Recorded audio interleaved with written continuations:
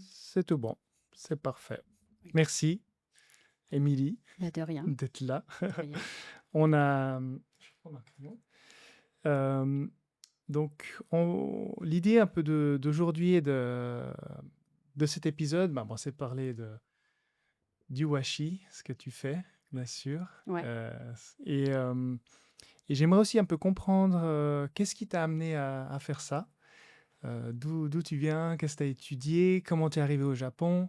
Et après, on passera peut-être un petit peu à parcourir notre expérience. Donc, on a été visiter ensemble Oui, une fabrique une de fabrique de papier qui est pas washi, très loin d'ici. justement, un peu décortiquer cette expérience et essayer de comprendre bah, comment il est fabriqué. Mm. Et puis, tu nous as amené quelques échantillons aussi qu'on puisse voir un petit peu qu'est-ce que Oui. tu Et présentes et qu'est-ce que tu vends. Quelle est un petit peu la situation aujourd'hui au Japon du washi. On va, je pense, aussi un peu parler des usages. Je pense ouais. que c'est aussi Bah, important. je suppose que oui. C'est quand même important de comprendre Ce qui t'intéresse aussi. comment on l'utilise en Occident, comment on l'utilise au Japon. Donc voilà, joli programme D'accord. pour Ok. aujourd'hui. D'accord. Est-ce que peut-être, avant de commencer, tu pourrais te présenter Alors, je m'appelle Émilie, puis je suis au Japon depuis 2012. 2012, oui, 2012. Je suis venue au Japon parce que je voulais y faire une thèse. Et puis finalement, je reste parce que c'est bien le Japon. Et bah, tant qu'on peut rester, en fait, c'est assez facile de vivre au Japon, donc tant qu'on C'est peut vrai. rester. Euh, Thèse en... une thèse en géochimie.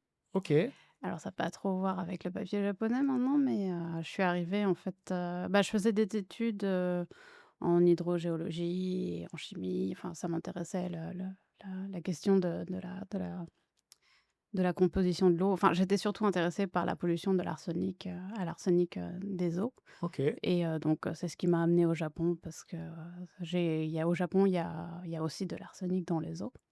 Et à Osaka aussi, ils avaient eu quelques problèmes à ça, dans des petites rivières de montagne au nord, mais c'est vraiment, enfin, c'est pas très, très grave, hein. De toute façon, ils étaient, enfin, même la mairie était au courant, donc il y avait plein de choses qui étaient faites pour pas que les habitants, ils soient trop impactés. Et bah, j'avais contacté, en fait, j'étais en prospection pour une thèse, donc en 2010, ouais, 2010, oui, 2010. J'étais en prospection pour une thèse et puis, j'ai recontacté une professeure qui était, très, hem, comment dire? Knowledgeable, très, elle avait beaucoup de enfin, elle avait elle travaillait, un gros pédigré Mhm. sur le sujet. Du coup, je l'ai contactée, je lui ai dit: «Voilà, je suis déjà en train de travailler sur l'arsenic depuis mon master. Est-ce que, j'aimerais venir, les études, faire venir ma thèse au Japon?» Et elle m'a dit: «OK, d'accord, mais tu sais, c'est un peu difficile, en japonais et en anglais». «Ah mais c'est pas grave, je parle anglais». Donc je l'ai contactée, je lui ai dit qu'en fait, je voulais postuler pour la bourse, du gouvernement du ministère de l'éducation japonais, le Manbuka Gakusho. Mhm.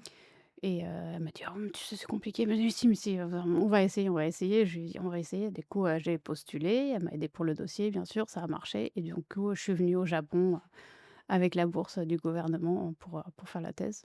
Excellent. Et du coup, oui, j'ai étudié le sujet de la thèse, c'était, dans les petites rivières qui sont au nord du Japon, du côté de Mino, tout ça, en fait, bah, il y avait quelques petits, problèmes à l'arsenic et le sujet de la thèse, le thème de la thèse, c'était l'arsenic et le sujet, c'était de comprendre pourquoi il y avait de l'arsenic, dans ces eaux-là et d'où est-ce que ça venait et est-ce que Donc, tu débarques au Japon par le biais de de la science. la science et de ton travail, Ouais. pas par un autre biais. Non, non, c'est très je suis venue au Japon par les voies normales, par les voies très, codifiées de comment on vient au Japon.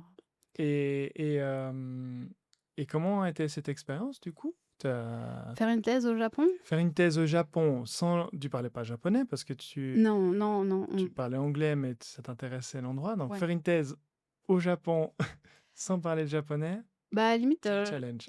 c'était ouais, c'est effectivement un challenge dans le sens où, tu la grosse montagne qui est la langue, mais j'ai pas fait ma thèse non plus en japonais, Ouais. japonais. Mhm. Tout ce que j'avais, comme japonais, c'était pas vraiment utilisable, au début pour faire de la science. Mais après, j'avoue quand même que les textes scientifiques japonais sont très basiques. Enfin, le japonais dans les textes scientifiques sont très basiques. La seule chose qu'il y a à comprendre, c'est du vocabulaire Ok. technique.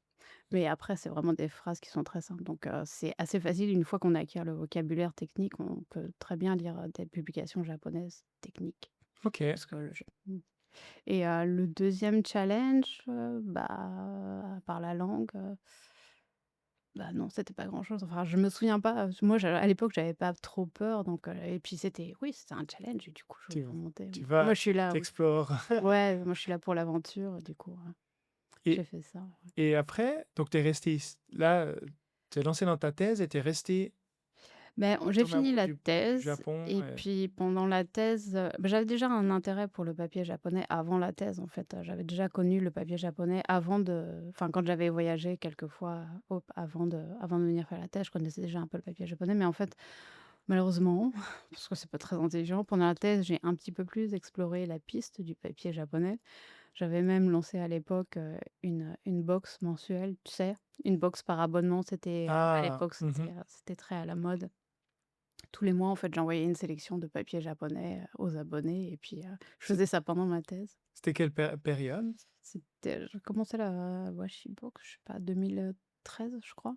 OK, 2013, de 2013 à un peu plus, 10 ans, 2018.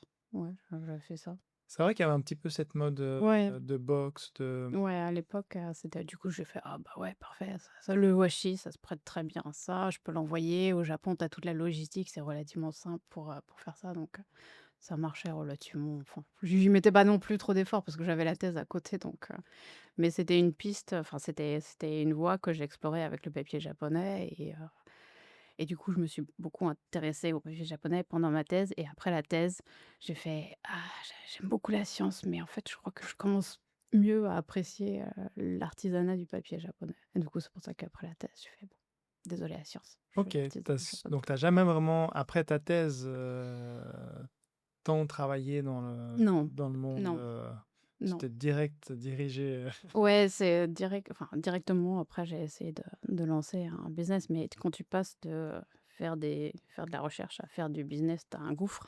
ah bon ça C'est c'est pas du tout la même chose et du coup, je suis toujours en train d'apprendre et voilà. ça c'est je te rassure, c'est pareil pour tout le monde, hein. Je sais pas, est-ce que ça t'est arrivé de changer de carrière, À toi? moi, plein de fois. Ah oui, bon d'accord. Plein de fois, enfin, même si le bâtiment est resté ma base, j tu vois, j'ai commencé, j'étais dessinateur électricien, Ah oui. après, technicien, j'ai fait de l'éclairagisme, j'ai fait de la vente en éclairage, j'ai fait de l'éclairagisme, maintenant de l'architecture d'intérieur, donc Ouais, tu tu te balades, ouais et puis tu suis quand même un fil qui conduit et puis même si tu dois apprendre un métier, une fois sur l'autre, bah ah ouais, moi je suis multitâche. Des fois, je suis même embêté parce que vu que je fais pas un métier ultra, hem précis, dans le sens, oui, aujourd'hui, je fais, du dessin, demain, je fais du concept d'architecture d'intérieur, puis après-demain, je fais du graphisme. Donc tu vois, même ça, c'est des fois difficile, est-ce que ça t'éparpille du coup? Est-ce que ta concentration elle s'éparpille? Non, non, non, elle s'éparpille pas. C'est juste plus difficile de dire: «Ah, mais tu fais quoi?» Je dis: Ah oui, «Ouais, OK. mais je fais plein de choses».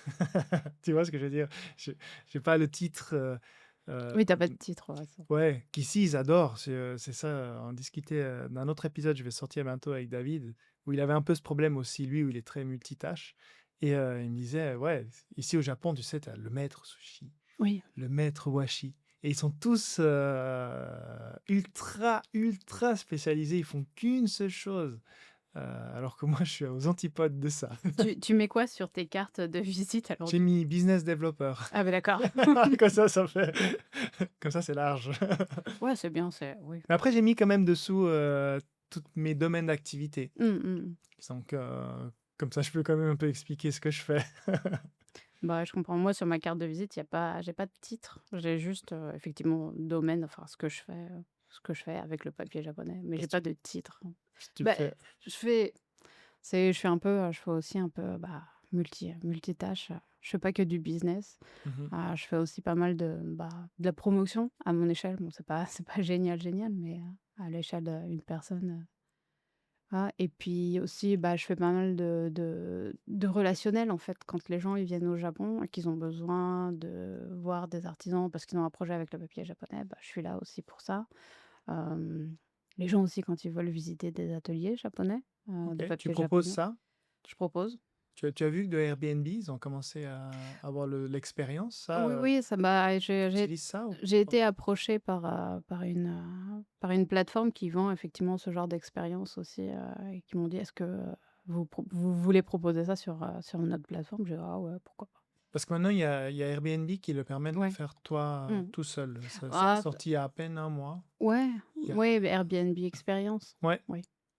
que je pense que ça peut intéresser, pas mal de gens et du coup, ça ouvre aussi un champ du possible qui est beaucoup plus, grand que, Que des fois juste de des agences où toi, je connais pas ton agence, mais hyper spécialisées. mmh mh. Parce que ce qui est cool avec Airbnb, c'est que du coup, c'est un peu alors, ça peut être bien et pas bien, dans le sens ceux qui sont hyper spécialisés, ça veut dire que c'est des gens qui sont souvent un intérêt très spécifique au Mmh. Japon, puis ils veulent vivre une expérience très spécifique, alors que des fois Airbnb, bah, tu vas trouver monsieur, madame tout le monde, mais tu offres aussi cette expérience à monsieur, Ouais. madame tout le monde. Mmh. Donc, tu vois, tu arrives à Kyoto, tu cliques: «Ah, qu'est-ce que je peux faire? Ah, ça me dirait bien d'aller visiter un Bah, c'est atelier». effectivement ce que je fais, enfin, dans cette activité de faire visiter des endroits liés au papier, en fait, il y a dans Kyoto, il y a pas grand-chose. Dans Kyoto, il y a rien. C'est un des problèmes, pour les ateliers de papier. La plupart des ateliers de papier, ils se trouvent dans la campagne parce que Mmh. pour faire du papier japonais, il faut un environnement pur, de l'eau pure. OK. Il faut faire pousser des plantes aussi et donc on fait pas pousser des plantes en ville, on fait pas pousser des champs en ville. Donc faut de l'eau propre, faut des champs et du coup, c'est souvent à la campagne qu'on va retrouver des ateliers, mais à Kyoto, il y a pas grand-chose. Mais je propose effectivement dans Kyoto, en fait. Après, ça va pas visiter des ateliers de fabrication de papier japonais, mais ça va être des ateliers qui utilisent le papier japonais pour, des éventails, des objets du Mmh, ça aussi, quotidien. ouais. Ouais. Ça aussi, c'est chouette.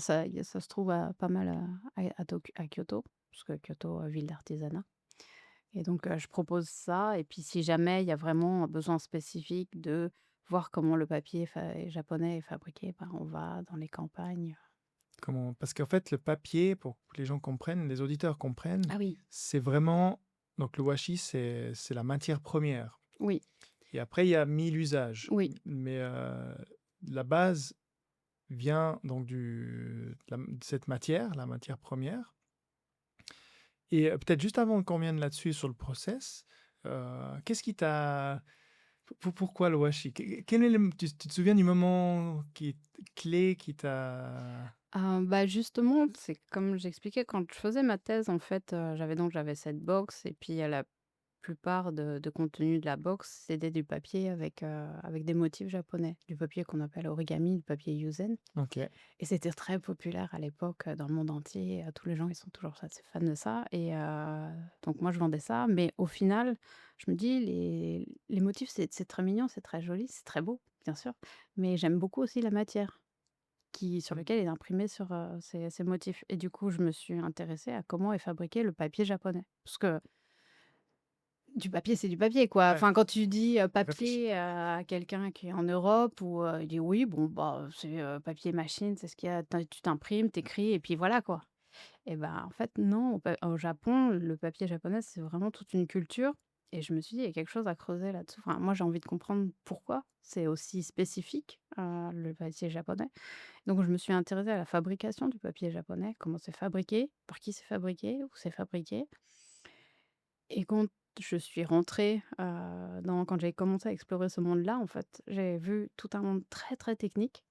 Moi qui adore la science, j'ai tout de suite accroché. J'ai fait: «Waouh, Ça, c'est c'est super parfait. technique comme fabrication». Enfin, j'ai beaucoup aimé la technique qu'il y a derrière le processus de fabrication, mais il y a aussi tout le côté humain, en fait.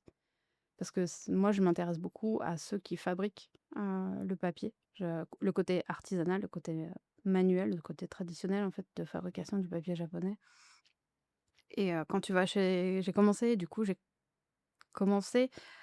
la boxe en fait. Je me suis dit, bah en fait, j'ai plutôt envie de promouvoir le papier fait à la main traditionnellement parce que j'ai commencé à visiter des artisans et j'ai vu que ces artisans, c'était des personnes hyper généreuses et enfin, qui étaient là pour leur travail, pour leur mission de fabriquer le plus beau papier qui était possible, enfin, qu'ils pouvaient. Et quand tu commences à rencontrer ces gens-là et quand tu vois tout le toute la dévotion qu'ils mettent à leur travail, tu peux pas faire autrement que leur dire: «OK, heu, je vais ce que vous me dites là, je vais essayer de le dire aux gens aussi, qui parlent pas japonais» et du coup, c'est pour ça toute la technicité et tout le côté humain, en fait, de la fabrication du papier japonais. Je me suis dit: «Bah, c'est ça, en fait, que j'ai envie de promouvoir, Que tu as envie de de mettre en avant ouais, et de de mettre en avant» et c'est pour ça que je me suis dit: «Allez, bon, la science, j'adore, mais en fait, je crois que j'ai besoin d'une mission sur terre et je crois que c'est là ma mission». c'est cette mission. Parce que c'est vrai que, hem, aussi enfin, je sais pas si on pourrait appeler politiquement, mais ça reste un produit qui est quand même difficile à fabriquer artisanalement, qui demande beaucoup d'énergie humaine Oui, d'énergie. et hem et c'est quand même un produit qui a tendance donc les personnes qui le fabriquent, bah, ils vieillissent. Oui. Il y a pas forcément une personne qui reprend Mmh. et en plus de ça, si j'ai bien compris, il y a quand même une certaine difficulté à le vendre ce produit ou à le promouvoir. Ou est-ce que comment elle offre un peu à la demande aujourd'hui? Est-ce que Et comment pas mal aujourd'hui, maintenant que, il y a vraiment une globalisation du marché, le papier japonais, il devient, comment tu dis?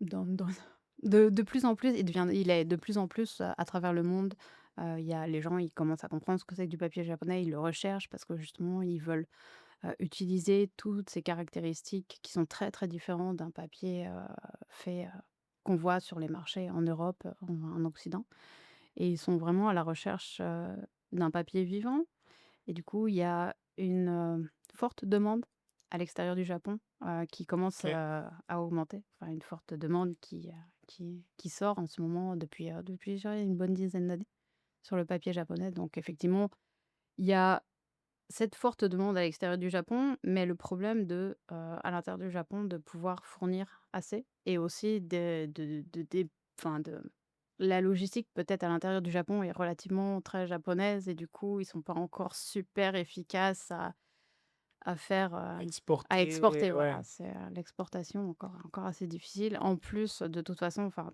tout ce qui est, fait dans des petits ateliers familiaux, les gens, les artisans, eux, ils sont juste le nez dans le papier de la fabrication du jour au mat du matin au soir et du coup, quand, il y a quelqu'un qui les appelle pour dire: «Ah, je voudrais du papier, pour ceci, cela», non, c'est pas possible, je suis en train de fabriquer du papier. Donc il y a forcément il y a besoin d'un intermédiaire qui va gérer toute la logistique du stock, d'envoi du papier vers le client. Vers le client et tu essayes de faire enfin Bah, j'essaie oui, tu fais ce lien entre le producteur qui est la main 6 ans, la main, l'artisan ouais. qui a la main à la pâte et l'acheteur et du coup, toi, tu essayes surtout, l'acheteur plus externe. Mmh. Tu fais aussi un peu de vente interne au pays Non, non, je fais pas, ou parce que hors du pays? dans le pays, ils ont déjà enfin, l'artisan, il a pas de problème pour fournir, en fait, déjà les intermédiaires du pays dans le pays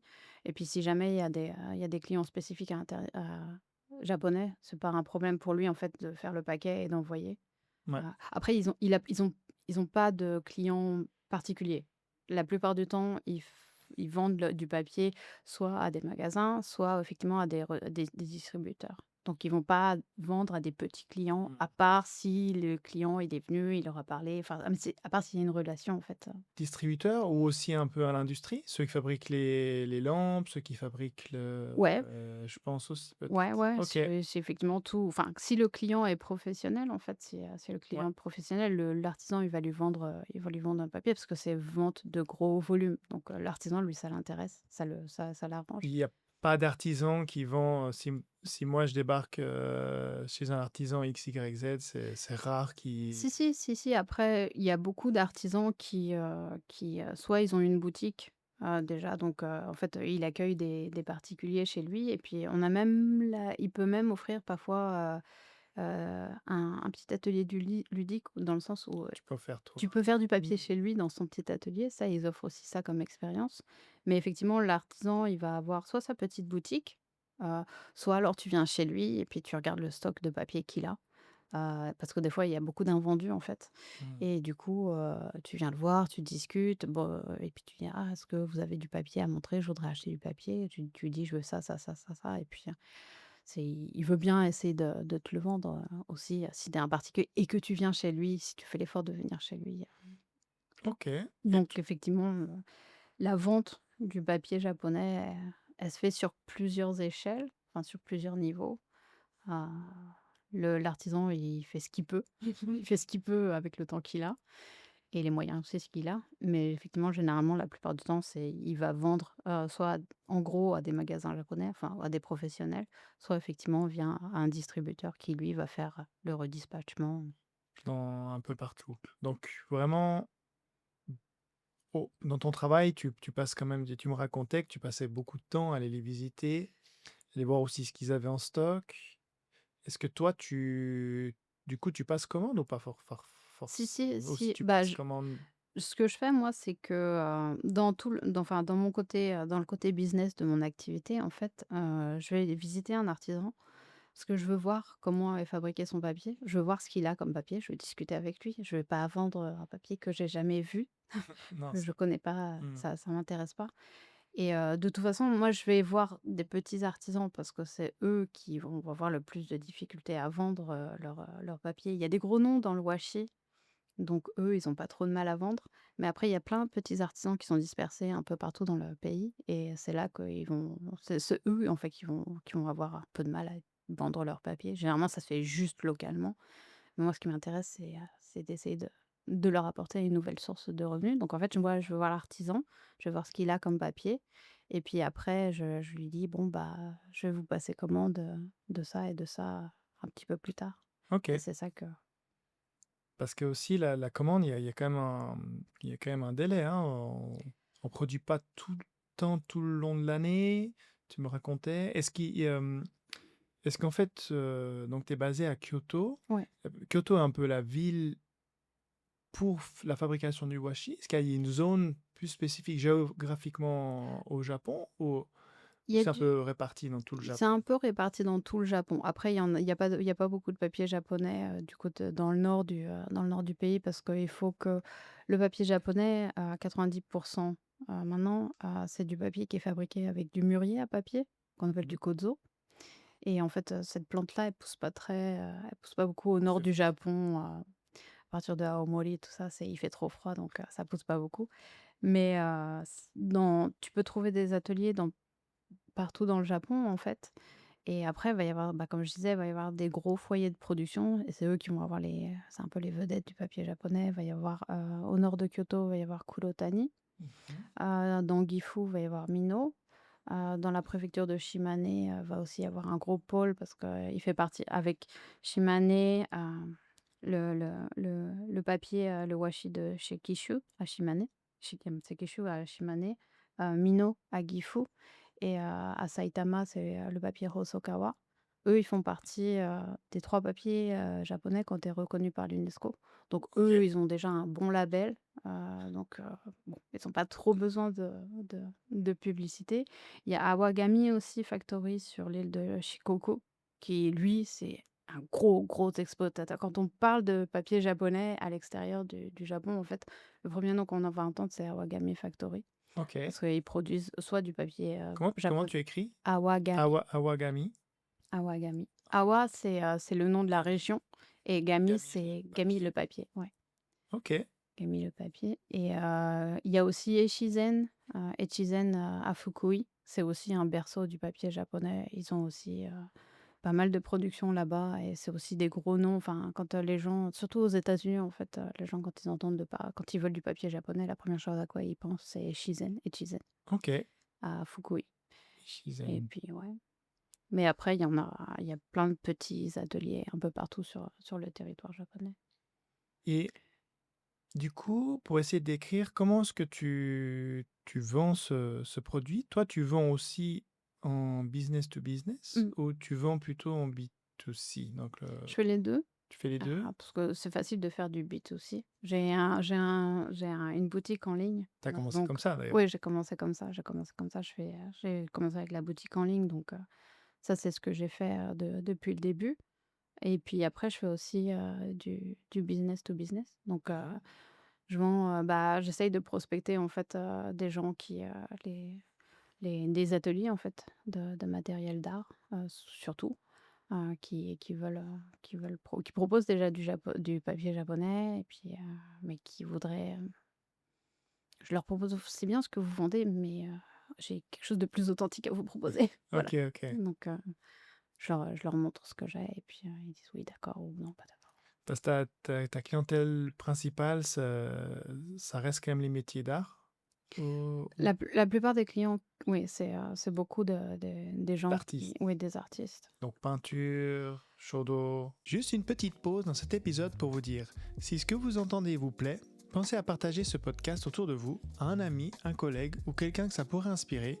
Et si vous laissez une évaluation ou un commentaire sur votre plateforme préférée, ça m'aide énormément à le faire connaître. Merci pour tout et on retourne à l'épisode. Donc La l'écriture, calligraphie, il y a surtout beaucoup de photographes, en fait, qui il y a plus en plus, photographe. ouais, des photographes qui Ok, veulent imprimer sur, des papiers un petit peu vivants, donc du papier japonais. ok. Et puis, des gens qui font aussi du print, du linocut ou de L'estampe, ouais. l'estampe, du print en général. Quoi d'autre? Ouais, non, la plupart du temps, c'est des artistes, donc effectivement, Enfin beaucoup plus que dans la partie les autres secteurs d'utilisation, comme le papier peint, alors ça, c'est comme les lampes. assez, si, il y a aussi des designers, en fait, qui m'ont contacté quand ils sont à la recherche, d'un papier. Mais par contre, c'est un petit peu plus difficile parce que là, on va être, avec le papier artisanal, on est limité par la taille du papier. Hmm. Le maximum, enfin, non, c'est pas le maximum, mais le format, heu, qu'on vend le plus, enfin, qui se vend le plus et qui est possible de fabriquer par les artisans, c'est, 60 par 90, 60 centimètres par Ouais, donc 90. on est sur quelque chose de pas. Ouais, C'est donc une feuille à 2, même pas, à 0. ou à zéro. À zéro peut-être? Non, à zéro, je crois que c'est un peu Désolée. plus petit. Ouais, ok. Mais enfin, un truc poster, quoi. Ouais, Un truc, peut-être un peu plus petit qu'un poster. Donc en fait, on est limité par cette taille-là et si on veut plus grand, ça se fait à la commande et là, à la commande, c'est pas tous les ateliers qui peuvent le faire parce qu'il faut des gros, gros bacs de fabrication, de puisage pour faire ce genre des feuilles de vraiment grand format ou alors faut passer, par du papier machine ok. et Du coup, là, plus le même charme. oui, si ça existe des fabricants de papier qui font du papier japonais, même à la machine, j'ai un échantillon, un nuancier là et le charme du papier fait main est toujours là, mais Mhm. ça, enfin, il y a vraiment aussi beaucoup, beaucoup de travail, par derrière, Même si pour c'est industriel, même c'est ça que si tu veux c'est dire. fait à la machine, ouais, c'est Ok. oui. Et alors maintenant, pour comprendre un petit peu le process de fabrication, si tu es d'accord, Oui. on... donc nous, on a été visiter une fabrique, un artisan, et donc tu parlais que la base, donc c'est cette plante, on la sèche. Donc comment Alors, c'était déjà? je peux parce qu'en plus l'atelier qu'on a été voir, Ouais, il est très spécifique, ouais. il fait pas du papier Mais comme tout le j'ai monde. resté en fait plutôt général Mmh. avant. Comme je le disais tout à l'heure, en fait, le papier japonais, il est fabriqué, à 90 par du mûrier à papier, donc on appelle du kozo. Il y a plusieurs autres plantes qui rentrent dans la fabrication du papier japonais, je vais dire washi. Le Mhm. washi pour le papier japonais, c'est plus simple que tout le temps papier japonais. Donc, papier japonais, en japonais, ça se dit washi. Washi. Wa, c'est, Japon et shi, c'est papier. Donc Ok. papier japonais, c'est relativement simple. Donc, il y a plusieurs plantes, qui rentrent dans la fabrication du washi. Majoritairement, donc comme je disais, c'est le mûrier à papier, le kozo, Qui est un arbuste, qui est... qui est un arbuste qu'on peut trouver partout dans le Japon. Ok. Ça pousse un peu de façon, sauvage, dans la Mais montagne. c'est pas un arbre, c'est... Ça peut devenir un arbre. Si on le laisse Ok. pousser, ça devient un arbre, en fait. Si on le laisse pousser, ça devient un arbre. On trouve on trouve pas c'est pas du kozo, mais c'est plutôt, le parent, Bon là, je rentre un peu dans les détails, botaniques un peu, voilà, mais on trouve le parent du kozo, qui s'appelle le Kajinoki. On en trouve beaucoup dans le sud de la France et OK. dans les zones chaudes un peu d'Europe, on peut en trouver. Ça pousse très, très, très facilement, le Kajinoki, qui est donc le parent du kozo, qu'on peut trouver partout aussi au Japon. Et donc il y a ce kozo, il y a aussi, du mitsumata, un autre, arbuste, avec lequel on peut faire du papier et un autre, qui s'appelle le gampi. Et donc le gampi, c'est l'arbuste C'est quoi? qui est utilisé pour l'atelier qu'on a visité. Mais par contre, ce papier-là, l'arbuste gampi, lui, il est très rare maintenant au Japon. En plus, on a le problème que, les gens qui, savent où, aller récolter, du gampi dans la montagne, il y en a plus au Japon. Mmh. Donc en fait, c'est une connaissance, qui se perd. Donc, c'est un papier qui devient de plus en plus rare. Faut compter sur de la fibre qui est importée de l'étranger. Mais donc le papier japonais est fabriqué, on va dire majoritairement à partir de ces 3 arbustes-là et heu et donc ces plantes sont récoltées. Elles sont quand on va récolter, la plante, on va les passer à l'étuve, sauf pour le gampi. Bon, là, je vais me concentrer juste pour le kozo, le papier Ouais, papier c'est japonais. la majorité. On va passer ces branches à l'étuve.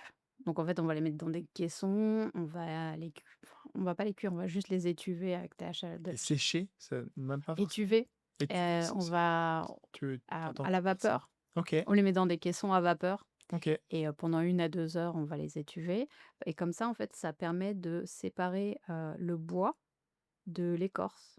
Mmh.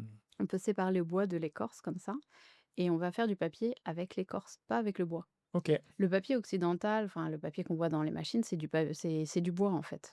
C'est du bois. Mais, en fait, le papier japonais, il est fait avec, l'écorce, de l'écorce. de ces plantes-là et une fois qu'on a cette écorce, on va la faire sécher pour la préserver en fait. Si on va pas utiliser tout de suite, donc en fait, d'une année sur l'autre, on va faire sécher la récolte, pour la préserver et pour la réutiliser au cours de l'année quand il y a besoin. OK. Donc, et une fois qu'on a cette écorce, bah, ce les le, mmh, la plante, enfin l'écorce de la plante, elle est divisée en 3 couches. Donc on va avoir l'écorce externe qui est toute marron et toute séchée et qui fait pas du papier, en fait. On va avoir une couche au milieu, qui est verte, qui est un petit peu plus nutritive, mais ça, on peut faire du papier avec, mais bon, pas forcément. Et par contre, on a une couche d'écorce qui est blanche. On a des fibres blanches et c'est avec ces fibres blanches, en fait, qu'on va faire du papier. Qui est le plus proche du bois, C'est le plus proche du du bois, nœud, en fait. ouais, OK. et c'est avec ça qu'on va faire du papier japonais. Donc ça, ils extraient cette matière Mmh. et après, c'est là, si j'ai bien compris, commence tout ce process Ouais. de nettoyage. Là, il y a aussi beaucoup d'eau, non? Ouais, Qui oui, rentre en oui, compte. oui. On nettoie, On nettoie, coupe, on non, gratte. on On gratte. gratte en fait, il faut gratter. Il faut enlever les Il impuretés. faut enlever les impuretés quand il va y rester des petits trucs noirs, pas très bien à la main, on va les enlever. Ah, ça, c'est un boulot de fou. On va faire cuire aussi l'écorce, enfin ces Ah, fibres blanches parce que ces c'est fibres juste. blanches, ça reste quand même de la fibre organique et c'est plein de sucre, de tanins, de choses en fait qui vont pourrir avec le temps. Tout ce qu'on veut récupérer, c'est la cellulose. Le papier, OK. c'est de la cellulose. Dans n'importe quelle industrie de papier, le papier, c'est de la cellulose. Donc on Et élimine le reste. ouais, on élimine le reste, donc on fait cuire et une fois qu'on a fait cuire, bah, une fois en fait, c'est après qu'on ait fait cuire, on obtient des jolies fibres blanches, Mmh. mais elles sont pas parfaitement blanches. Il reste encore des petits points noirs à droite et à gauche qui vont et c'est là qu'on va faire, enlever à la main tous ces petits points noirs, qui pourraient, OK. ouais, Pour le rendre plus entacher pur possible. pour rendre le plus blanc possible et une fois qu'on a cette, fibre qui est vraiment très blanche, et ben, c'est là qu'on va commencer à la transformer en pulpe à papier. On va la battre, on va la passer dans une cisailleuse s'il y a besoin et puis après on va pouvoir la mettre dans le bac de façonnage et faire du papier à la Mais par contre, il y a un ingrédient encore intermédiaire. Il y a quand même un lien oui, entre, cette fibre, des fois hachée ou pas forcément hachée, qu'on voit, hein, on la voit sur le papier, cette fibre et il y a un liant oui, qui est à base de heu, ça c'est un dépend? li ça dépend en fait. En OK, fait, des techniques de fabrication, ils ont bah, c'est une des améliorations que les Japonais, ils ont su apporter en fait à la technique de fabrication du papier. Donc la technique était importée, de Chine et de Corée, par des gens qui savaient déjà faire par des migrants qui savaient déjà faire du papier japonais et du papier. Et quand, les Japonais, ils se sont appropriés la technique, en fait, ils ont essayé différentes, fibres et à un moment donné, ils se sont rendus compte, en fait, que, quand on fait le papier, en fait, quand on a notre pulpe à papier, qu'on la met dans un bac, les fibres, elles tombent tout de suite au fond du bac. Elles sont lourdes, elles sont Mmh. chargées d'eau, donc ça tombe autour et du coup, il faut tout le temps brasser, brasser pour avoir, une pulpe à papier qui soit homogène avant de faire une feuille à papier. Les Japonais, ils ont trouvé qu'en fait, en mettant une fibre qui était une fibre à papier donc le gampi, qui était très, comment tu traduis? Légère? Tororo? Qui Heu, absorbe? Gluant, Ah, gluant plutôt, ouais. visqueuse, Ouais. enfin tororo, c'est visqueux.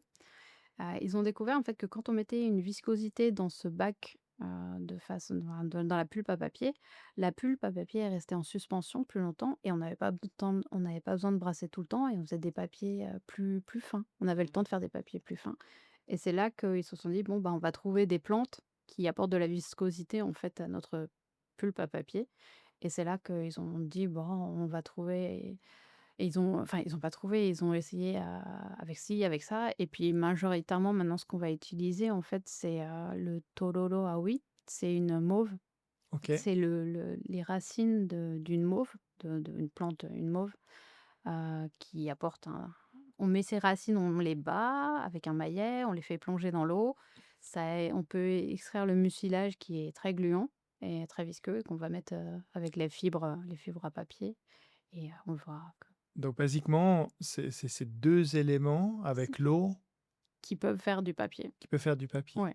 Est-ce que on voit qu'il y a tous ces nuances de couleurs, on verra ici. Ça, c'est des colorants ou Alors ça, effectivement, ça c'est du papier coloré, hein. Ça d'accord. Bon, il y a plusieurs techniques, c'est ça? ouais, il y a plusieurs techniques de colo on peut faire soit de la coloration avec des plantes, de la coloration naturelle, soit avec, des colorants artificiels, soit, avec des colorants minéraux, avec des pigments minéraux Parce que comme normalement, le papier standard, il sort de cette couleur. Il est légèrement beige, non? ouais, il est légèrement Le naturel, ouais, j'entends. il est pas du tout blanc, blanc, blanc. Il a la couleur, naturelle. Ça s'appelle Kinali. OK. Qui Il est là ou? C'est Nama. Ah. C'est le Nama, le vivant. Mmh. Et Nali, c'est, être. Ah, OK. Donc c'est, la couleur De naturelle. base. C'est la couleur de base et effectivement, on a le papier japonais n'est pas blanc, blanc à la base. Si on le veut blanc, blanc, il faut Faut utiliser le des blanchir. blancs, ouais, il faut le blanchir OK. avec des Autrement, il produits, reste toujours un peu, un peu crème, ouais, un peu crème, blanc cassé, beige. ouais. Donc on a ces 3 produits qu'on met dans un bac. C'est ça que j'ai vu, quand on était visiter. Je mettrai la vidéo pour comprendre. J'avais pris un tout petit extrait de la vidéo et qu'il y a tout un geste, dans ce bac avec ces fibres, ce liant et de l'eau où on vient mélanger et répartir. Donc il y a tout un geste La pulpe. ancestral, la Mmh. pulpe sur un filet, qui est un filet qui est fait de paille, tissé. Normalement, même à l'époque, c'était tissé à la main. Alors là aussi, c'est la spécificité de l'atelier OK. qu'on a vu, mais Est-ce qu'il y a généralement d'autres gestes? Le geste est le même ou pas forcément? alors pas forcément parce que le papier qu'on a été voir, lui, il met L'argile. de l'argile dedans. Ouais, OK. Donc en fait, c'est un papier qui est très lourd. Donc lui, quand tu vas faire du papier, il va juste puiser, tamiser un petit peu et laisser reposer parce que c'est très, très lourd, le Mmh. papier avec de l'argile. Alors que la plupart du temps, le papier qui est fabriqué, en fait, la pulpe, elle est légère. Bon, c'est pas légère parce que quand on fait des formats qui font 60 par 90, il Oh, faut l'eau, il y a quand même l'eau il y et a l'eau, le poids de l'eau et on est là c'est quelque chose à bout de bras, en fait, on va supporter, 3-4 kilogrammes, en fait, à bout de bras. Donc c'est mais effectivement, l'artisan, il plonge, en fait, un tamis, heu, avec un cadre mmh. et un tamis en bambou et en fait, les fibres vont se poser sur ce tamis. Il va les répartir avec des gestes qui sont très techniques aussi pour avoir une feuille super homogène. Bah, c'est ça le challenge, c'est C'est ça, qu'il y ait c'est pas trop à droite exactement. ou à gauche Ouais. ou l'avoir le plus, Exactement, homogène c'est ça possible. que tu acquiers après des années d'entraînement pour voir vraiment la feuille parfaite, avec une homogénéité parfaite de tous les coins, quoi. Et là, l'eau coule. Et là, l'eau coule, effectivement, il répartit donc cette pulpe sur le tamis et il y a 2 techniques. Soit on va laisser le tamis, comme ça et donc l'eau va s'écouler. Là, on fait des papiers un peu plus épais quand on utilise cette technique. En fait, on laisse l'eau drainer à travers le tamis. Soit on Tu fait de presses. même Non? pas, non, pas Ah, même encore. pas? OK. Là, on juste laisse, on prend beaucoup de pulpe dans le tamis et on laisse drainer, parce que sinon ça prend très longtemps, donc on pose le tamis, on laisse ça. Soit on veut faire des papiers très fins et à ce moment-là, on puise donc dans la pulpe dans le bac.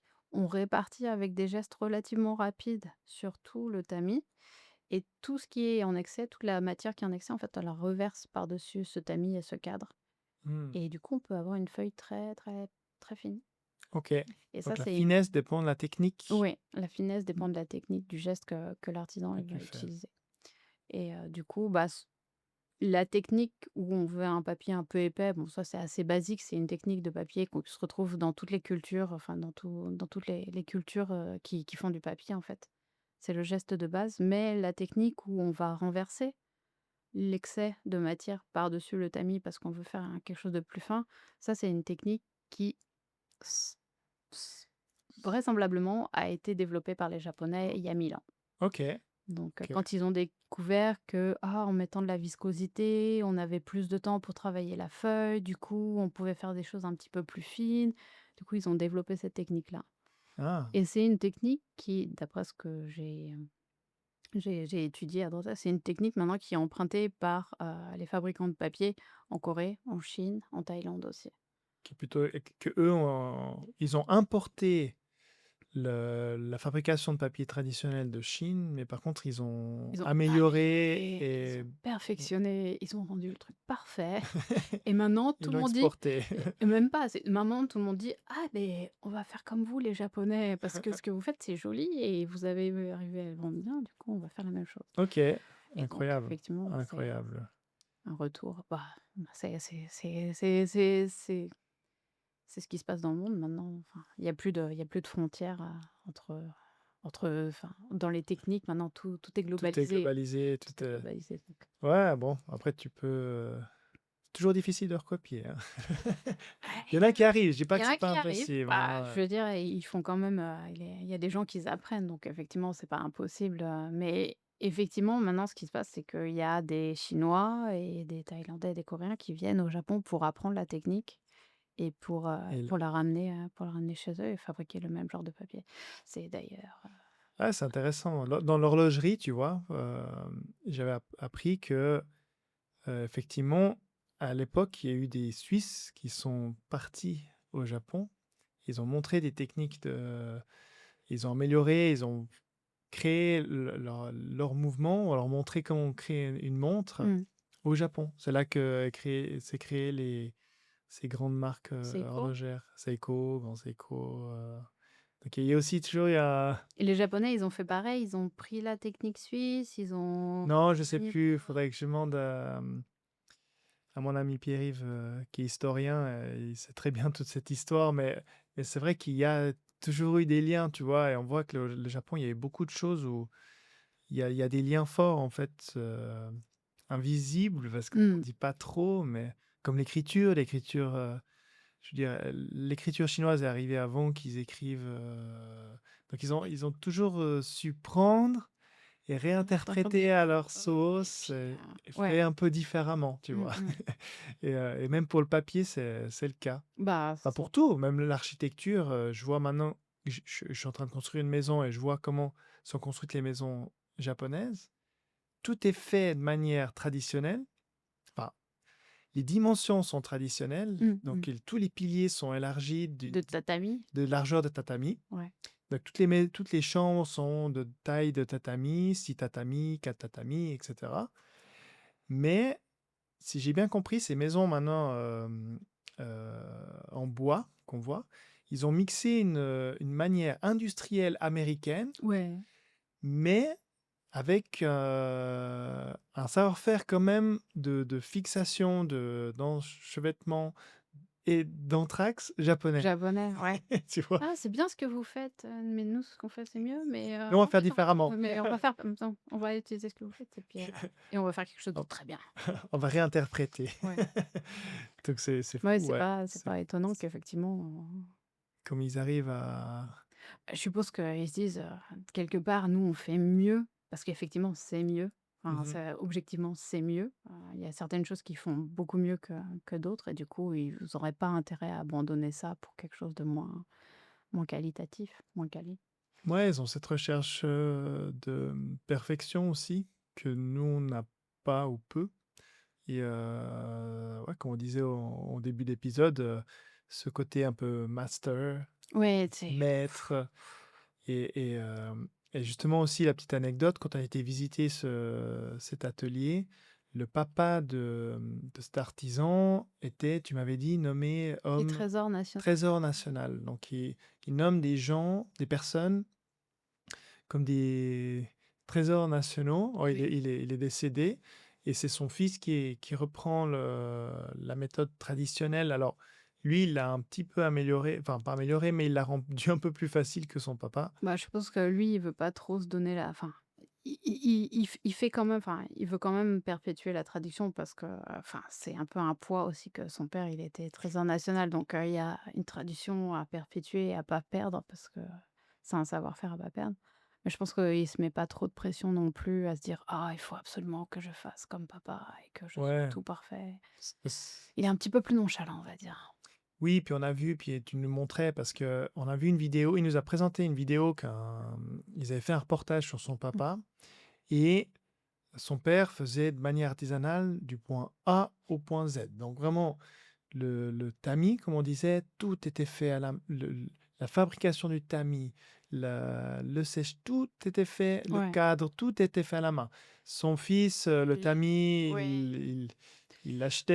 Oui, il l'a acheté au Pour aller plus vite, il pressait aussi enfin, oui, il pressait, mais avec des pierres, donc c'était Oui, il a oui, eu oui et montré. lui, il avait une presse avec un Oui, jack, voilà. c'est ouais, hein. Il avait quand même un petit peu optimisé Ouais, parce qu'il fallait voir ce que c'était la presse. C'est que en fait, son papa, donc il mettait les feuilles, prenait des pierres et des briques et il mettait et par-dessus mettait par-dessus. et le fils, lui, il a dit: «Oui, bon, d'accord, Non, OK, ça va. mais je vais prendre un jack et puis on va Ta ta ta, avec une on prend presse, et puis c'est ouais, c'est c'est bon. Donc on voit qu'il a quand même un petit peu optimisé, bah, je suppose qu'il certains ouais. gestes, Il y a des gestes qui sont traditionnels, donc on va les garder, mais il y a d'autres gestes, de toute façon, dans tous les ateliers, maintenant, plus personne n'utilise des pierres, tout le monde a une presse pour Ouais, presser c'est les c'est feuilles comme qui sont c'est comme un forgeron. Je veux dire, tu vois que maintenant tu as ce forgeron avec le marteau, puis tu as le forgeron avec la machine qui tape. ouais, ouais. Alors le geste, en fait, il est pas le même de taper, mais par contre le geste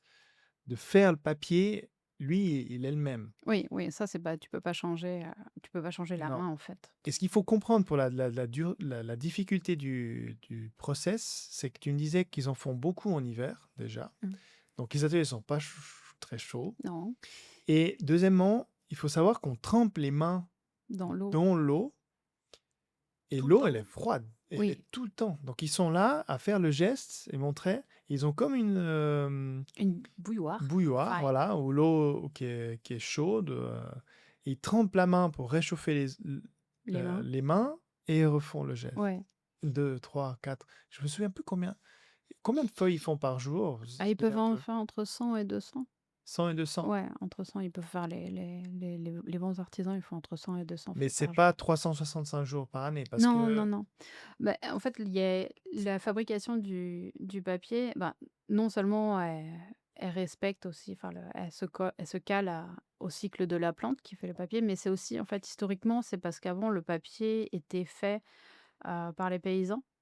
Et du coup, bah, pendant la période, de travaux au champ, c'est-à-dire, de avril, enfin de mars, du printemps jusqu'à l'automne, tu étais au champ Mhm. et puis en fait en hiver tu rien à faire et du OK. coup, bah, tu faisais, ton papier, pour un revenu complémentaire et en plus, il se trouve que, la plante à papier, tu pouvais la récolter en fin de l'automne et à ce moment-là commençait le cycle de fabrication du papier. Donc tu récoltes ta plante, fin novembre, début décembre.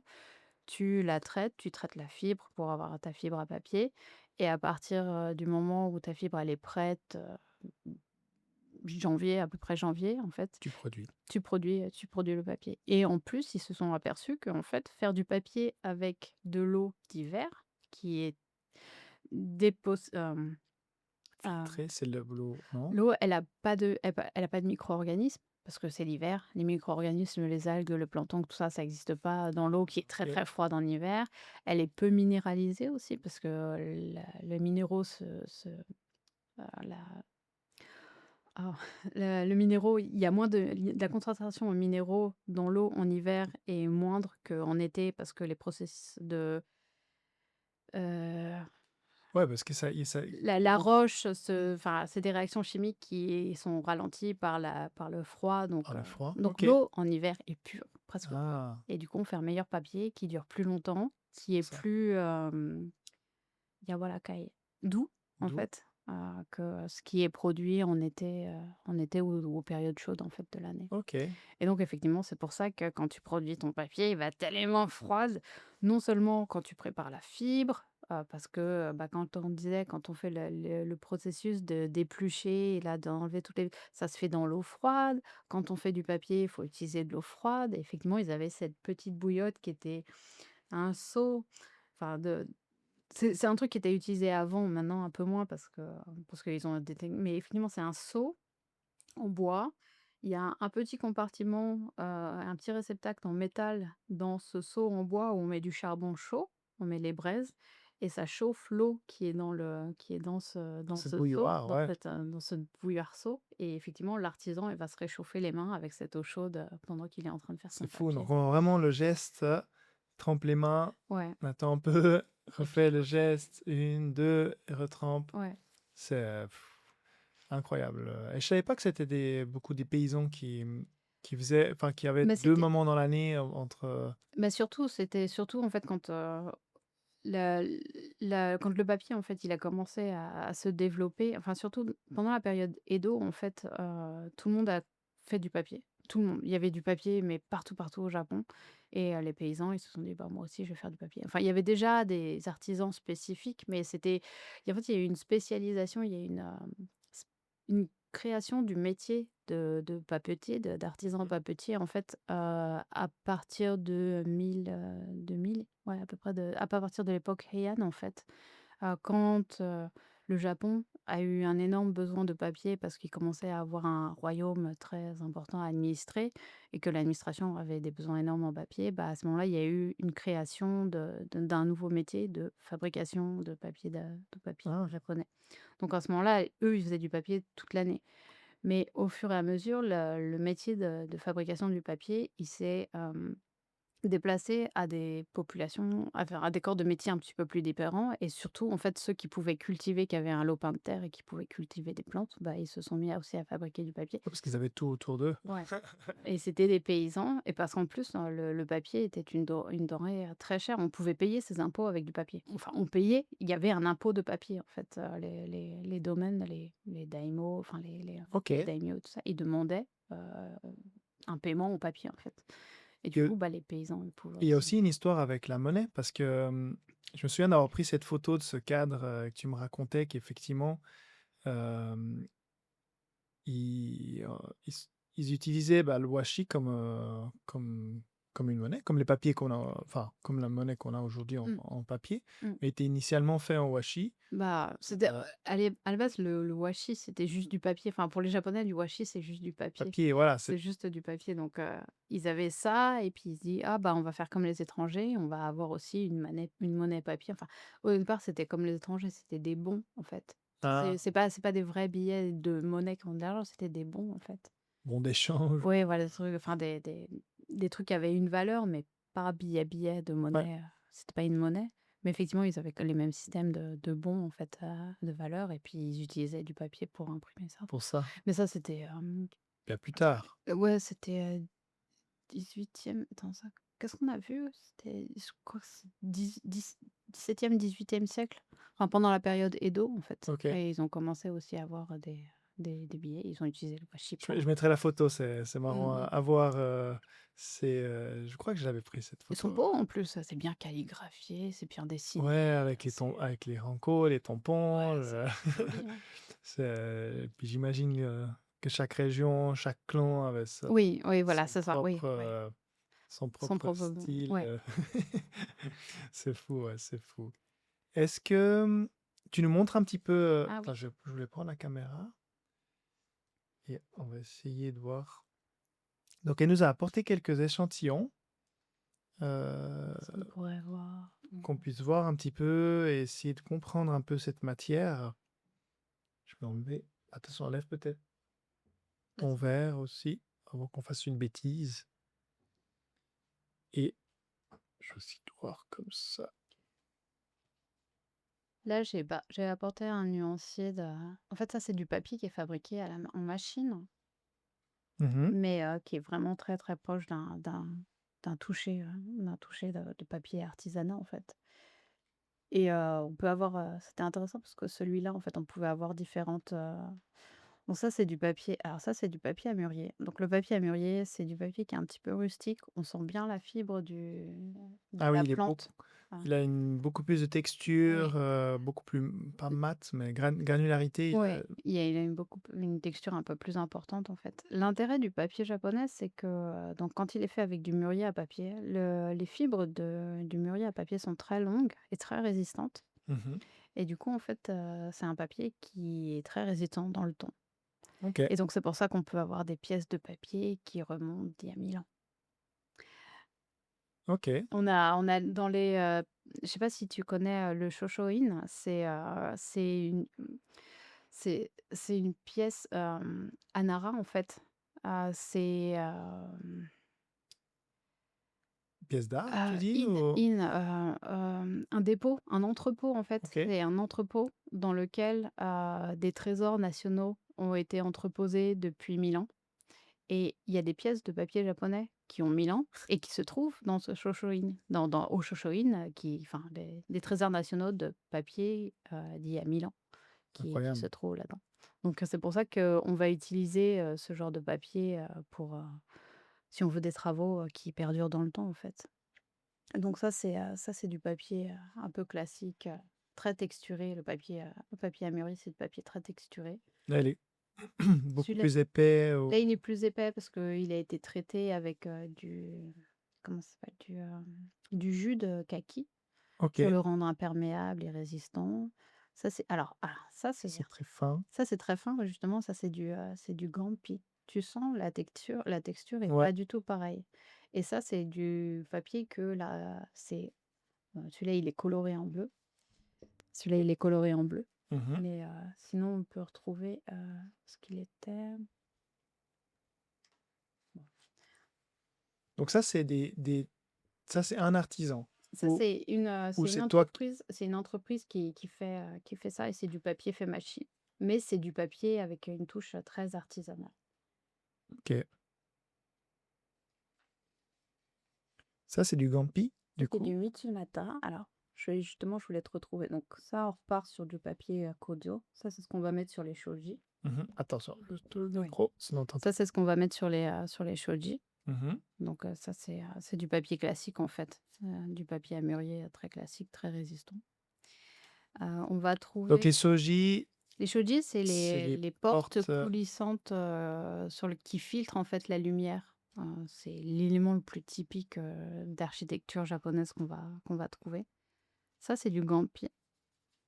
Ok. Ça, c'est la plante que l'artisan qu'on a été visiter utilise. C'est pas du tout la même Non. texture sur le papier, il est beaucoup plus fin. Ça, c'est du bon papier pour la calligraphie parce que justement, comme il a pas beaucoup de texture, le pinceau, il va glisser dessus. Ça, c'est le papier, qu'utilisait Rembrandt, en fait, pour ses estampes. C'est du papier qui a été, exporté depuis le Japon, vers la Hollande parce que justement, ça ressemblait beaucoup à du parchemin et comment tu ça? Les émissaires catholiques et tout ça, ils pouvaient écrire avec leurs plumes. Tu sais, ils avaient Ah des ouais, plumes tu d'oie m'avais pour écrire raconté ça. et du coup, ils utilisaient ce genre de papier, super, super fin. Là, on va retrouver un papier qui ressemble aussi à du Gampi, mais c'est pas du Gampi, c'est du Mitsumata. Mais étant donné que le Gampi et le Mitsumata, c'est la même famille de plantes, on va avoir la même texture fine aussi. Donc on retrouve Oui. aussi, un papier, qui est très bon pour la calligraphie et comme étant donné que le Mitsumata, on peut le cultiver, mais pas le Gampi.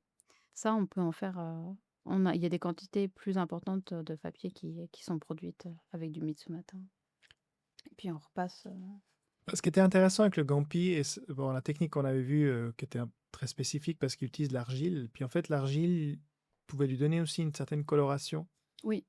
suivant Souvent l'argile en fait l'argile qu'ils qu'il utilisaient utilisait. pour le ouais, mais la couleur de l'argile a pas d'importance Et vraiment. ça, quand c'est comme ça, c'est pourquoi c'est plus. Alors Toi, ça, celui-ci, il a beaucoup plus de, de texture. texture, celui-là aussi. C'est lié à quoi? À la technique? Alors ça, c'est lié à la technique dans le sens où est-ce qu'on en a d'autres? Ça en fait, quand on va, processer les fibres, tu sais de mûrier, tu sais, on va les gratter en fait, on va se débarrasser de l'écorce brune externe et puis de l'écorce verte aussi, enfin de la couche verte. Là, on la En fait. garde. Et ben tout ça, on le garde, en fait. Ah, L'artisan, il va pas jeter, parce qu'on va pouvoir produire après des il va reprendre toutes ces fibres-là et puis il va en faire un papier. Bon, bien sûr, tu fais pas, c'est pas pour de la restauration ou du fine art, mais tu peux quand même faire un joli papier comme ça. Ça va faire du papier d'emballage ou ok. tout ce que les artistes, ils voudraient en faire. On peut quand même imprimer, sur ce papier comme ça. Mais effectivement, en fait, il y a cette idée dans l'artisanat, pas forcément du papier, mais dans tous les artisanats japonais, en fait, le mottainai, tu jettes pas, en fait. Il y a Ok. rien qui part, à la poubelle et toutes les fibres qui sont pas utilisées quand ils vont gratter, quand ils vont nettoyer, ils vont garder ces petites fibres-là, ils vont les mettre de côté, ils vont les préserver et puis ça peut quand même en faire du papier parce que ça reste de la fibre à papier, même si c'est pas super blanc, même si c'est pas du coup, ils vont reprendre ces fibres-là Puis et ils faire vont une faire petite des papiers. série, Ouais, comme on a vu ici, ils font des papiers, bah, de couleurs, de formes, de avec de différentes. la texture. C'est marrant aussi quand il y a une feuille ou. Bah, ça, c'est pour la Ça, décoration. c'est la déco. C'est Ok. l'artisan, généralement, il a aussi, des papiers un petit Ça, peu c'est plus, marrant. C'est beaucoup plus fin à certaines zones. il fait tomber de l'eau, il fait tomber des gouttes d'eau Ah, sur le papier. Quand le papier, il est encore mouillé, ouais. il fait tomber des gouttes d'eau et du coup, ça ouvre, en fait, les fibres du papier et Ok. c'est Est-ce que tu artistique. as, bah, tu me donneras après si tu as deux, trois, tes clients, s'ils acceptent de partager, des artistes ou des gens à qui on peut montrer aussi comment il est utilisé. Si tu as des exemples concrets que je J'ai pourrais mettre en lien. Parce que comme on disait avant, bon, là, on peut assez facilement s'imaginer bah, ce qui est peinture, impression, mais des fois, je trouve d'avoir aussi des d'avoir choses un peu je peux concrètes, montrer. c'est toujours intéressant. Ce qui est intéressant d'utiliser, bah, il y a beaucoup de photographes qui effectivement, qui souhaitent imprimer sur du washi parce que ça donne en fait une texture à la photo. Alors après, il y a des photographes qui veulent absolument pas que leur photo soit, impactée par, le papier sur lequel qui va réceptionner la photo, mais, je sais qu'il y a des photographes, qui cherchent en fait, cette texture parce que justement ça complète bien, la photo en fait, le La- cliché. Ok, Mmh. Et bah, là, comme tu disais, du papier un peu coloré. Bon, là, on retourne aussi sur du kozo, tu vois? C'est un peu papier rustique, un peu avec pas mal de textures. Et ça, c'est du papier qui est fait par, Ueda-san et qui est, en fait, coloré avec, des oxydes de fer. Dans la province d'Okayama, ils ont, le Bengala. Ils ont, en fait, un artisanat de Bengala ok, et du coup, bah, l'artisan de papier, il a utilisé du Bengala pour, des oxydes de fer pour colorer son papier et on peut avoir du vert, du jaune, du gris, du rose, du rouge. magnifique. Parce que le fer, ça a pas mal de colorisation selon son état d'oxydation. Les géochimistes qui parlent et donc voilà et là, on retrouve encore, du papier, qui est texturé. Là encore, c'est toutes les fibres, que de la plante qui ont été grattées et enlevées et que finalement l'artisan, il a refait, un nouveau papier. Ok, Et les artisans japonais, ils le comprennent pas, mais ça, c'est très populaire à l'extérieur. oui, parce que c'est l'image, enfin, Du c'est, wabi-sabi. ouais, ou On a quand même assez cette image de papier japonais un peu plus dans cette enfin, l'imaginaire Bah, après européen. ça rejoint l'idée de fait des usages en fait, du papier japonais. Qu'est-ce qu'on va en faire? Et ça, c'est vraiment très divers. On va avoir, du papier japonais qui est hyper quali, qui est super quali et ça, c'est des papiers qui sont réutilisés pour, la restauration, la conservation des œuvres d'art. On va avoir des papiers qui sont plus utilisés pour la calligraphie, heu, pour les artistes ou pour l'impression, donc pour le fine art, pour les arts, pour les beaux-arts. Mmh. On va avoir du papier qui va être utilisé pour les loisirs créatifs, par exemple, du papier, bah, coloré, heu et puis après on va avoir, bah, comme je te disais, du papier un petit peu plus, moins haut de gamme, un petit peu plus rustique. Effectivement, les gens, ils aiment bien aussi ce papier-là. C'est pas très, Et puis papier peint, mine de rien. Alors, papier peint aussi, mais alors ça, bah, comme on discutait quand on s'était vu, faut le faire ignifuger. il faut le faire unifugé. Ouais, Mais enfin, mais il y a quand même des gens qui veulent quand même, du papier, parce pour qu'ici, bon, je pense que c'est un peu historique cette utilisation du papier peint liée historiquement à ça. Il faudrait que je me renseigne. Parce que au Japon, dans l'architecture d'intérieur, tu tout mets est du papier. tapissé. Ouais, ouais. Alors maintenant, c'est tout du plastique. Mais avant que ça soit ça, il y a... Bah, le papier, oui, dans l'architecture intérieure japonaise, il est partout. Il est sur les fenêtres, parce qu'au final, enfin sur les shoji, donc sur les soji, ouais. sur les shoji parce que ça en fait c'est un matériau qui va beaucoup réguler en fait, enfin beaucoup, qui va réguler en fait la température, la luminosité et aussi l'humidité de la pièce et on Ah, va l'utiliser, bah, soit pour couvrir les portes coulissances, donc vraiment pour cloisonner l'espace. On va utiliser un papier épais qu'on va décorer avec, ce qu'on veut si on est assez riche. On va l'utiliser, bah, pour les shoji, donc pour ces fenêtres, ces portes coulissantes fenêtres, qui vont filtrer, en fait, la lumière du soleil. On va garder la luminosité, mais on va pas avoir une lumière directe et du coup, ça va pas abîmer l'intérieur, de la maison. On va l'avoir aussi, il y a un usage que les gens, ils connaissent beaucoup moins, mais en fait, on va coller sur le bas sur le bas des murs, en fait, dans les maisons japonaises traditionnelles. Les murs, généralement, sont en torchis. Enfin, le torchis avec, de la pierre de l'argile et de la paille et aussi du pigment en fait, les japonais ils colorisent quand même leurs murs et en fait on va plaquer, des feuilles de papier sur le bas des murs parce que quand les invités ils arrivent, en fait, on veut pas qu'ils abîment leurs vêtements quand ils s'assoient par terre. Tu sais, par exemple, quand tu as l'image de la cérémonie du thé, les gens ils sont assis par terre sur les tatamis et sont relativement proches des murs. Donc on se met sur les côtés et en fait, quand les gens, ils vont se frotter, si jamais ils se frottent leur kimono sur ces murs en torchis, ils risquent d'abîmer leur kimono. Du coup, en fait, on va coller de façon assez élégante une feuille de papier sur le bord, la première partie... ouais, sur 40 centimètres à peu près, Ok. sur le bas du mur.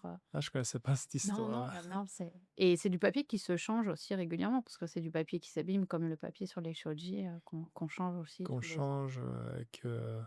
Ouais, moi j'adore. Je trouve les soji, je trouve ça magnifique.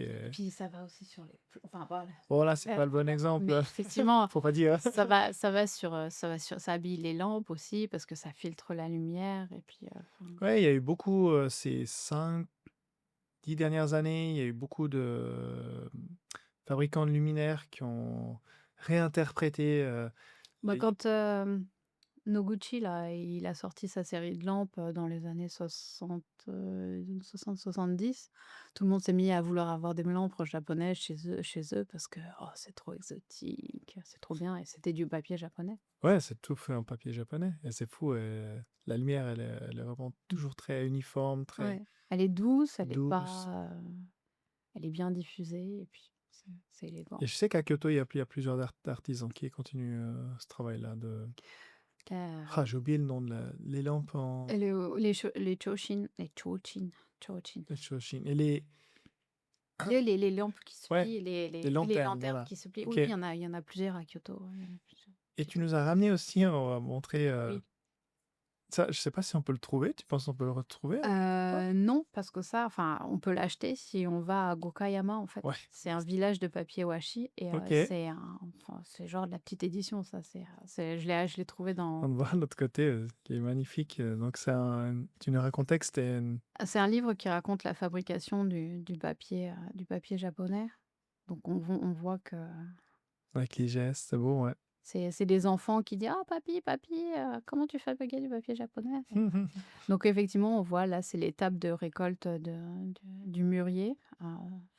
Après on le Oh! oups, après on le Il y en a passe, mmh on le passe à l'étuve, tu vois? Dans la vapeur, on l'épluche, heu là, c'est des choses qui se font beaucoup en fait, la fabrication du papier, ça se fait beaucoup en communauté de village en fait. Donc tu avais tout le village qui se réunissait et qui épluchait en fait le papier japonais, L'écorce. l'écorce. Qu'est-ce qu'ils faisaient après avec le bois? Ah bah ça peut servir du bois de chauffage. Chauffage, Ouais, le chauffage, brûle, ouais. Là, c'est pareil, on fait ça à 2 parce que c'est plus facile à 2. renvoyer, Et là, on a feu. gratté, ouais, on a enlevé la partie brune, donc on fait sécher. Là, une fois que c'est séché, on va le remettre, à l'entrepôt. Et puis là, on cuit en fait les fibres On blanches cuit à l'eau.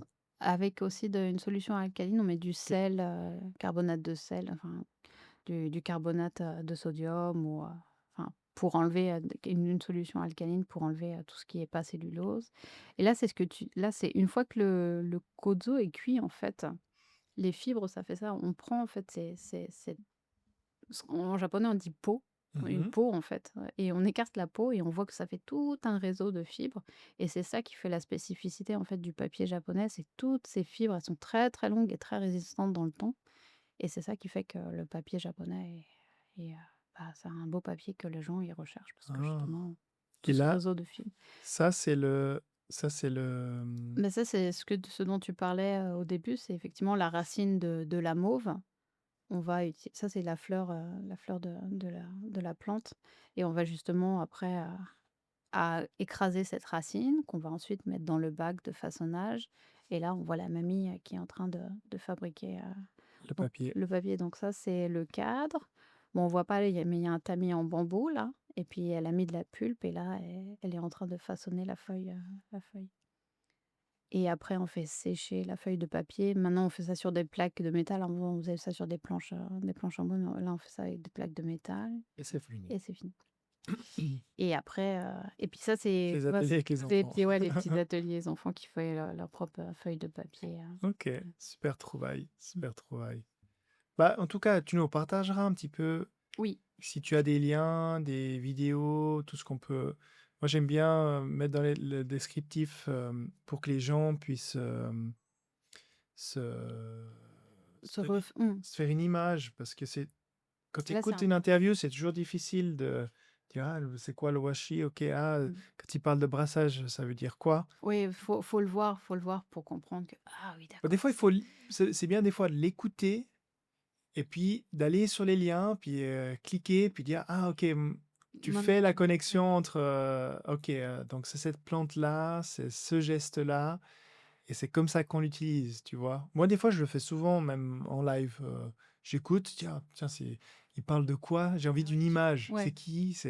Elle me parle de quoi? Et tu vas voir, et tu dis, ah, ok, maintenant j'ai Ouais, compris. c'est plus visuel, effectivement, Ouais, c'est c'est plus ça ça, ça accroche mieux, on accroche mieux. Mais oui, d'accord, tu pas de souci, fais volontiers, tout ouais. ce que tu veux, des photos d'artisans, tout ce que tu veux, tu fais Volontiers, ouais. aussi. Tout ce que tu peux partager avec plaisir. Je Mmh. ferai un mini-site. Ce que je fais, c'est que dans le descriptif, je mets les liens s'il y a des vidéos YouTube ou des choses en lien avec d'autres sites internet. Je mets les liens. Puis je mets souvent un lien où je fais un mini site internet où je mets un peu toutes les photos ça renvoie à un autre endroit. Puis ça peut imaginer un petit peu ce que nous on a visité et un peu les Oui, tu images pourras mettre, tu sais quoi? Les photos que j'avais puis pris à sur ton l'atelier. site Mmh. et tous les liens pour que les gens puissent te contacter. Bah, pour l'atelier qu'on a visité, tu mettras tes photos parce que moi, mes photos, elles ont disparu. Ah bon? Ah, mais tu me les as envoyés, je peux te les renvoyer, non? Non, parce que j'ai pris des photos sur l'iPhone et sur mon appareil photo, mais j'ai mis ma carte mémoire dans mon Ah, ordinateur. parce que celle que tu m'as envoyée de... C'est de l'iPhone.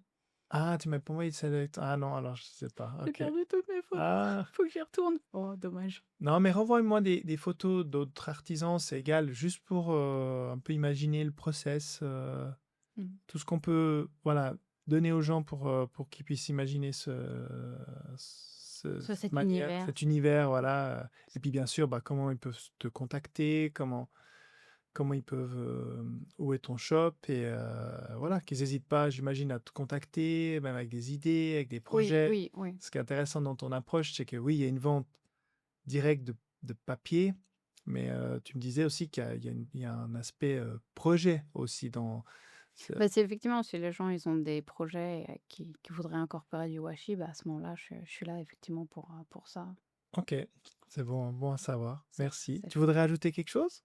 qu'est-ce que je voulais? Je sais pas. On a fait un beau on a bien une Je heure sais pas, 14, tu vois? venez au Japon et puis, venez acheter du washi, venez, promouvoir, l'artisanat, montrer aux gens ce qui est important, en fait, c'est qu'effectivement les artisans, ils savent enfin, moi, ce que j'essaye de faire, c'est quand je vends du washi, j'essaye de demander aux clients: «Qu'est-ce que vous avez fait avec votre papier? Donnez-moi des photos». Parce que moi, après, je transmets la photo à l'artisan Ça, c'est pour cool, que ouais. l'artisan, il sache, en fait, est-ce que son travail, il a de la valeur? Pourquoi il fait son travail? Et c'est ça qui motive, en fait, les artisans à continuer parce que s'ils font quelque chose, s'ils se démènent, comme des diables et qu'au final, ils savent pas ce que ça en fait, bah, ça c'est démotivant et en fait, quand ils voient leur travail réutilisé pour quelque chose, c'est là qu'ils se disent: «Ah oui, d'accord, OK, je vais Ouais continuer, et je bah, ouais, parce que vais». ça donne l'énergie Mmh. pour, dire voilà, il y a vraiment quelque chose de beau qui a été créé, grâce à ça. Mais c'est ça qui est Utile, intéressant. pas Oui. forcément beau, mais pratique, utile ou Oui, beau. voilà, c'est que ça sert quelque part, peut-être à 10 000 kilomètres du Japon, mais c'est ça qui est et en fait, c'est aussi un moyen de, inciter la nouvelle génération, en fait. Il y a les artisans japonais, ils ont bien vu qu'il y avait un intérêt, un gain d'intérêt à l'extérieur du Japon pour ce matériau-là, mais le problème, c'est que maintenant, bah, il y a moins de gens qui le fabriquent et du coup, ils ont des carnets de commandes qui sont relativement très remplis, surtout pour les gros noms du papier du japonais, en fait. Et ils ont un peu du mal à suivre la production qui est par derrière, mais il y a quand même une prise de conscience où effectivement, c'est un artisanat qui tend à retrouver, un intérêt à l'extérieur du Japon et donc une ouverture de marché et ça va attirer des nouvelles générations. Les gens qui sont après, nouvelle génération, je parle vite fait parce que, les gens qui veulent faire du papier, ils commencent à vouloir faire du papier à partir de 40 ans. Quand, on a un peu ce changement de: «Ouais, c'était bien le bureau, mais j'en ai un peu marre là, je veux faire quelque chose avec mes mains». Donc c'est ça que j'appelle nouvelle génération en fait, c'est des gens qui veulent changer de Se reconnecter avec la se nature ouais, ou, voilà et du coup montrer qu'effectivement ce papier est utilisé, comme ça incite des vocations. Oui voilà, ça fait naître des vocations. bah, j'espère en tout cas. J'espère que ça perdurera parce que c'est un magnifique produit et ouais, Bah, c'est tout, ouais, c'est tout, bah, c'est tout un pan de l'humanité qu'il faudrait enfin qui est préservé. Maintenant c'est entré à l'UNESCO donc il y a quelque chose qui est préservé mais effectivement il y a d'autres petits artisans qui ont pas à profiter enfin qui ont du mal à profiter de ce label-là et qui bah, aussi, j'espère que mmh, ça continuera. ouais, En tout cas, on est là merci pour pour ça. tout. Merci. Achetez le papier, je Achetez achetez le les papier. papiers. Merci pour tout Bah, de et rien. puis, je te dis à bientôt. À bientôt. Allez, Merci. ciao. Ciao. Encore mille merci d'avoir écouté cet épisode jusqu'au bout. Si vous avez aimé, abonnez-vous pour ne pas rater les prochains et comme toujours, n'hésitez pas à le partager autour de vous. Et je vous dis à très bientôt. Ciao.